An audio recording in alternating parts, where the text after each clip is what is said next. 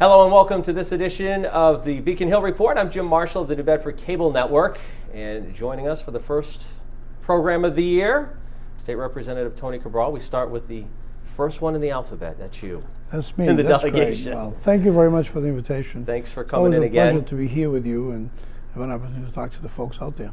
We've got a lot of stuff going on. I mean, the last time you were here, in the fall, early fall, we were talking about some of the things that were coming up. We always start out, though, by talking about COVID, Right. where we stand right now. I know that the House passed a $55 million piece of legislation. I know that it looks like the Senate's going to do the same. Right. Tell us a little bit about what's that going to do for folks. Well, that's considered a supplemental budget, Okay. if you will, for this Yep. this fiscal year, which is FY22. But with specific funding for programs around testing, in particular around testing, around vaccination. And then, of course, a few other items in there to pay some bills that are higher than was expected to be, right? So that's the latest we've done because of the variant Omicron, right? There's been long lines for testing. There's been a need for additional access for boosters for people who are seeking the boosters. So we needed to sort of ramp up some more sites, and that's what the majority of that funding is for those two areas of the pandemic, of the COVID-19. You read national stuff, and it seems as though, in general, and I know there's always criticism, but it seems as though Massachusetts is always rated as one of the better states that have handled the pandemic overall. Testing and vaccinations and whatever. I mean, from where you sit, that's got to feel pretty good when you see that the efforts of the legislature and the administration, what have you, even in the towns, that the state is doing the best it can. But obviously, there's more you can do and hope to do. Yeah, I mean, generally, I think the state and the legislature obviously has stepped up and provided the funding necessary. It's helpful when we have federal funds, right? Right. From the CARES Act, and now eventually we'll have additional, hopefully once the Build Back Better, either as a package or broken up, as the president suggested last week, it will give us even more ability to do more things if we need to. But I think overall, for the exception of a few hiccups, I think the state handled it fairly well. In terms of the vaccination, which is very important. I know there are some folks who don't want to be vaccinated, so we'll leave that aside. But in terms of the vaccination program, I think we are one of the states with the highest percentage of the population vaccinated. We have surpassed the 70% plus of the population completely vaccinated. We could be higher, it would be better as well. I think we'll be better because we know when you are fully vaccinated and boosted, for example, then your immune system is at a much stronger level to fight be a variant like Omicron or any other variants that might be coming down the pipeline. So I think that's important. So we've done, I think, a fairly good job. The access now we are gearing up some more now for the possibility of additional rapid tests being offered. And that's what's coming. The state is offering that, correct? The state is going to offer this. The state already did over 2 million of those. Yep. The distribution to everybody that you had access. You could have gone to your local, in the case of New Bedford, the local library or the branch and the Board of Health and a few other locations. For free, you could get 2 packages, which gave you 4 tests. Also, the state has distributed over 200,000 of those tests to the various school systems.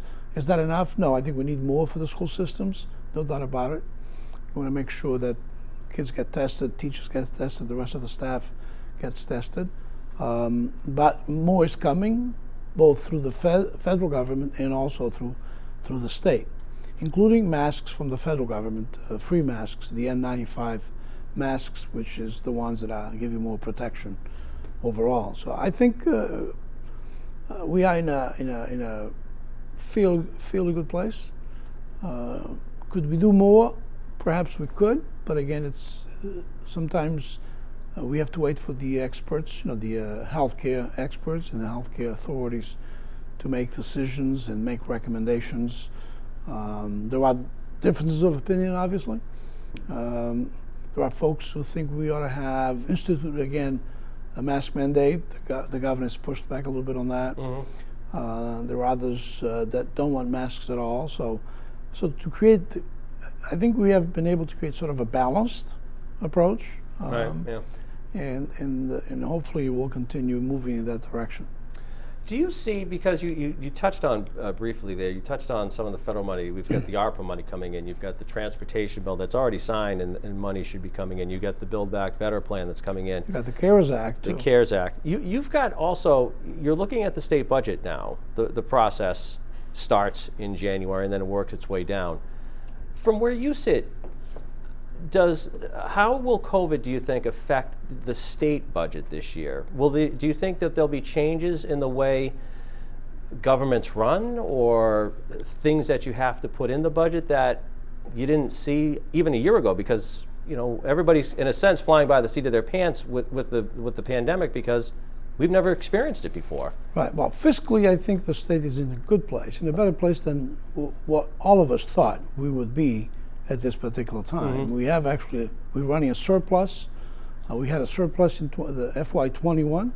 We're running right now a surplus on 2022, FY22. So I think we are in a fairly good place to make additional decisions that we need to.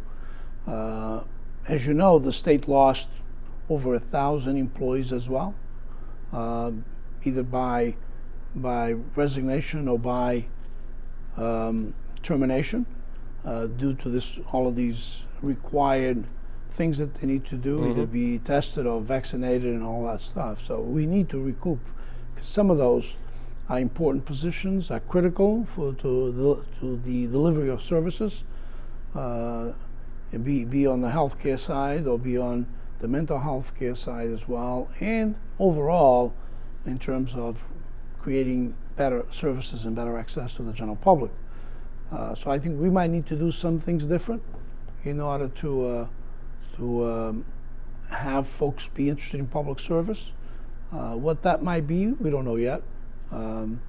Just like other private companies are doing, right? They're sort of changing their model a little bit. The state continues to work. If it's not direct care work, most of it remains remote still. A great deal of it remote. And the State House is still closed. The State House is still closed to the public. There is right now a plan to begin to see how can we open to the public. So that's being looked at right now as we speak. So we do expect some kind of public access at some point in the next few months. And that's important to have that eventually resolved and be safe enough that they can open to the public. One, because of access to the elected officials. I think that's important. And the State House is the number one attraction when it comes to tourism in the state. Yeah. In Boston itself is the out of all the sites is the one that is the most visited, right? So it's that kind of attraction. And then you have school kids that go there usually every year. There are the field trips there to learn the process, to learn how government works. All of that still remains closed, but we hope that will begin a process to reopen all those access points. You've talked about, and before the pandemic, you were very pleased in the work that you did with for education reform too, mm-hmm. because there was going to be increases in funding based on the formulas that you and your colleagues have worked out. I don't know how that's been, COVID's affected that. I know the numbers you're still looking at increases because that's what you passed. But does the monies, is it different now because of COVID? Does the money have to be diverted to COVID-related things, or is that separate money? No, that's separate money. Okay. To a certain degree, it is a separate money. There is additional funding that we are working with that are specifically to do with COVID. School systems got direct money from the feds directly. New Bedford got like $74 million Right. just for the school system. And there will be additional money through the state as well to various programs. But the overall budget, the so-called Student Opportunity Act that we passed and we committed. It's like 2 years ago, I think. Yeah, the legislature committed a 7-year process, 7-year funding to get to the point that we need to be. That continues. I think the budget has seen enough revenues to support that. We're going to continue working very hard, making sure that happens, because that's very important for New Bedford, not to mention other communities like New Bedford. But for us, you've always talked about that. Even before the pandemic, Yeah. that was probably your number one priority, is That's to right. get that I mean, implemented. we need to get that implemented. It means a whole lot for New Bedford, for the kids in New Bedford, for the families in New Bedford, create the opportunities that they didn't have in terms of, especially when they were competing with other school districts. And this will sort of level the playing field in terms of the funding, in terms of the opportunities. So it's that much important, or that important for us in New Bedford to not let this go. This is a great opportunity for the school system in New Bedford and throughout the state. You know, especially all the gateway cities, be it Fall River, be Taunton, Brockton, Lawrence, Lowell, you name it, throughout the state. All of those will benefit a great deal. So you're confident then that what you guys as a body did 2 years ago, it's still on track? Yes. Even with all that's going on? That's right. Another thing that you have been very passionate about, and we talked about actually the last time you were on, because this was one of your goals for this year, was to continue with the wind energy and the implementation of that. That seems to be going ahead right now, despite everything that's going on. That track seems to be going well. Yes, we're going to be absolutely. We're going to be debating shortly in the next couple of weeks. We're going to be debating a new energy bill. A lot of it focused on offshore wind and other renewables as well. That bill will be very important for our own infrastructure in the city and other ports in Massachusetts. It's important that we are ready. We are able to have the kind of facilities to support the build out of this new industry. We don't want to lose out to New Jersey or New York or Connecticut. I was going to say the competition seems very steep right now with everybody's getting involved. From the outside looking in, it seemed Massachusetts was really ahead of the curve, but now you've got other people trying to cut in, really. Yes. Yeah, and I think you're right. I think we were ahead of the curve originally. I think we need to be ahead of the curve. We'll continue to be.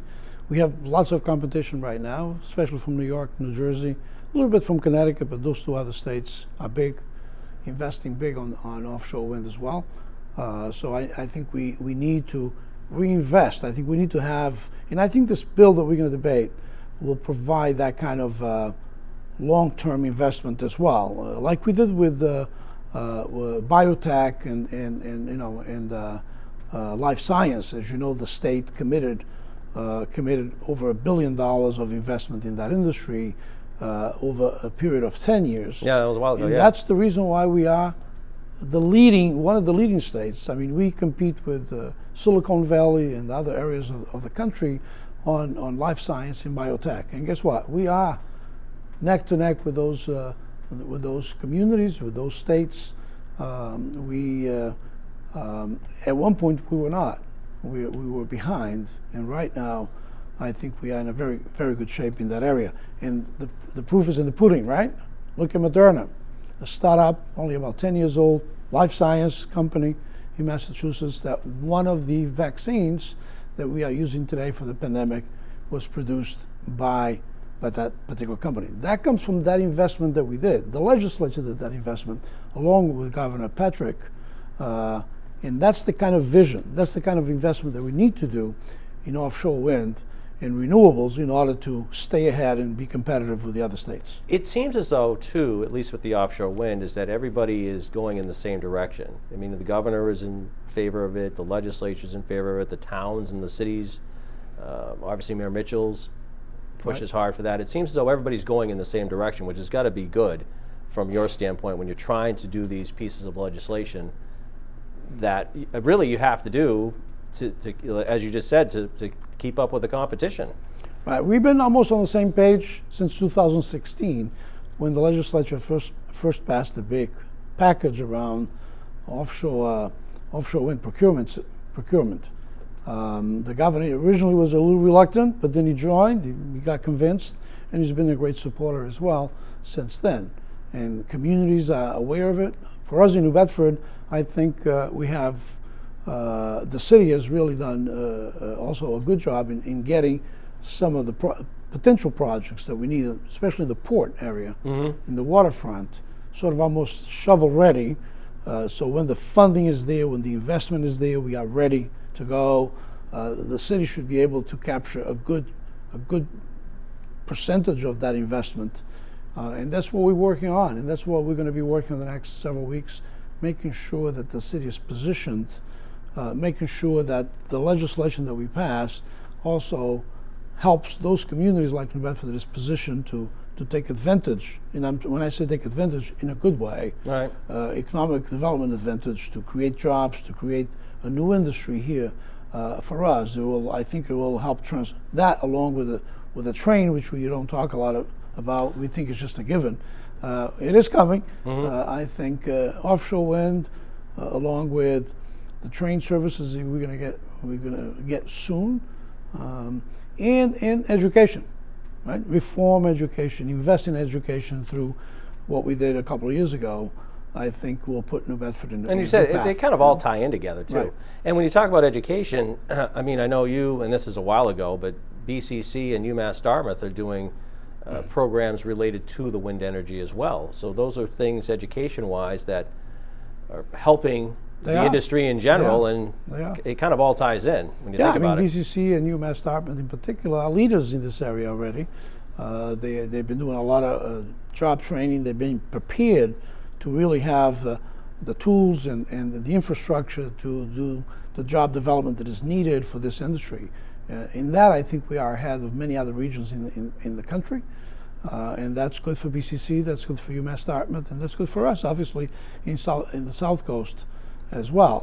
So I think it seems like everybody's moving in the right direction. The other area that I think is important for us, in particular for New Bedford, is the blue economy. And that we have right here in the south end, ASMAST, the ASMAST East or ASMAST West. Yeah. I think it's positioned, and I think if we work not only with the various stakeholders and partners in this area, and partners, it goes beyond the borders of Massachusetts and beyond the borders of South Coast. In some cases, international partnerships around the blue economy. So I think that's another area that needs additional investment, and that can be done a whole lot through UMass Dartmouth. Some of it through BCC, some of it through private companies that can invest and locate in the area, because the area is ripe for that kind of economic development. Well, the thing that separates New Bedford from the other cities of its same like really is the waterfront. I mean, that is the thing that nobody else really has. That's right. Now, Fall River's a little bit. Right, but it's still not the same. No, it's different. It's different. I think we are in a better position, absolutely. We have always been focused on the waterfront to a certain degree. I think what I've seen over the years is that even those of us who live in the city, the residents of the city, are more and more cognizant about the importance of the waterfront, how the economic impact that the waterfront really has. At some point, people didn't think about that, right? They thought we live our backs turned to the sea, which is not really true. I think there was that perception, and quite frankly, a lot of the residents didn't quite understand or know what was happening in the waterfront. Right. Yeah. I think that's different today.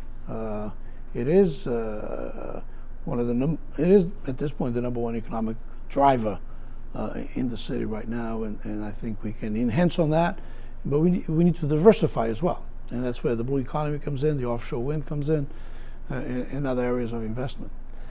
I was watching our last show, and you touched upon something that you said you wanted to look at this year too, and that's housing, because you were touching on some of the things that are going on. But one of the things you had said, and we didn't get a lot of discussion on it, was toward the end of the show, but you mentioned that one of your goals, I guess, for the year is to really look at the more housing issues, and here in the city in particular, obviously. But I'm sure when New Bedford's just like everybody else, housing's an issue everywhere. Right. Housing is a big issue. And what do you big when issue you not say, only in New Bedford but in the state? Yeah. So what do you when you say that that's something you want to look at? What sort of things can, since the legislature, do with housing? Well, the legislature can do a whole lot actually, because this is about investing in housing, not only in so-called public housing or affordable housing, which we need more of that as well, but create the kinds of programs to incentivize folks to move back to the neighborhoods. Maybe perhaps buy a 2-family or a 3-family and live on one of those units and invest. We have programs, and we need to add additional programs to create that kind of ability for young couples, for example. Sort of their first home, instead of being a single-family home, give them an opportunity to build up some equity as well, that then they can use down the road. But we know that a house that is occupied and the other 2 units or 3 units are rented, we know that's a better outcome. It's a better outcome for the neighborhood, it's a better outcome for the city. In the state, in order for the state to stay competitive, the state and the city itself, you've got to have housing that is affordable, be for people to buy or people to rent. The price of housing is just through the roof. And I know, and I guess I tied in because you were talking about some of the other things going on, and like I said, we only had a minute or two left when you were talking about it, but to try to get these employees and whatever, when things are really going well here, they got to be able to live here. That's right. That's right. You got to do smart growth development around, for example, around the new stations we're going to have in New Bedford, for example, for the train, and along that route, and in the greater Boston area, obviously, as well. I mean, right now, one of the items that is hurting competition in terms of the state of attracting skilled workers here, trying top-notch engineers or whatever it might be with other parts of the country, is the cost of housing. Mm-hmm. And how do you, to a certain degree, how do you lower that overall cost? Is by having more units on the market, right? Be for rent or be for sale. And so you need to incentivize production, right? Production of housing, rehab of older housing that can be then be ready for folks either to buy or to rent with today's comforts, if you will. Right. We have a lot of good stock in New Bedford and other communities like New Bedford. We have a lot of 3 families, 2 families. That's good housing stock. Now, some of that needs additional investment. They need to be refurbished in some cases. Refurbished in some cases. Bring them up to the code, the building code in all areas. Be handicapped accessibility in other coding facilities, and that's the kind of programs that we need to put in place. Be through the state, be through some of the federal money that we're going to receive, in the city itself through community development. They receive federal funds as well to put some of that money into the community. So I think we need to have a coordination of those things, but we need additional investment. We need to have more availability, more housing available on the market to lower the sort of the cost of housing. It will be very important, not only for New Bedford, but very important for Massachusetts in order to compete going forward in the world. So it sounds like something that you're definitely going to be, you and the staff are going to be definitely looking at in the next few months before the session ends. Oh yeah, and we're going to look at that. We're going to look at that. We're going to make sure that it's not a one-time deal. No. I think it's an ongoing effort. I think the state has done some good stuff already on that. The city of Boston, for example, has committed millions and millions of dollars for housing to create the availability, and that's by having more houses built, more apartments built, more apartments refurbished. So it will be more on the market. So we'll lower that cost down. I mean, imagine to try to rent something in Boston. We think it's expensive in New Bedford, and it's getting really expensive. Really getting expensive. Carl Alves was in here telling us about the price of but in Boston, through the roof. I mean, you can't work. Your salary alone is not enough to keep up with those prices. You know? We got a couple minutes left, but I'd be remiss if I didn't ask you, because when you were in here before in the fall, you were talking about redistricting, and that was the process going through. But obviously, that process has been completed now. You're still in New Bedford, but you've got a little more now toward the west end, I guess, and a little farther north. Yes. Well, I mean, the districts have changed in New Bedford, and not only New Bedford, but throughout the state to a certain degree. In New Bedford, we're going to have for the first time a minority-majority district in the city. In order to make that happen, we all needed to sort of compromise and restructure the districts. So I'm going to lose some areas in the sort of the central part of the city, and then I move a little bit northeast. Northwest. Sorry, northwest, yeah. Going north. Like parts of Ward 3, for example. But I will continue having all of Ward 6, all of Ward 5, and then I'll have a few small areas of Ward 4. So it's not a huge change for you. I mean, there's some tweaking, but I mean, but your district has always been entirely in the city, which is still the case. Now we're going to have two.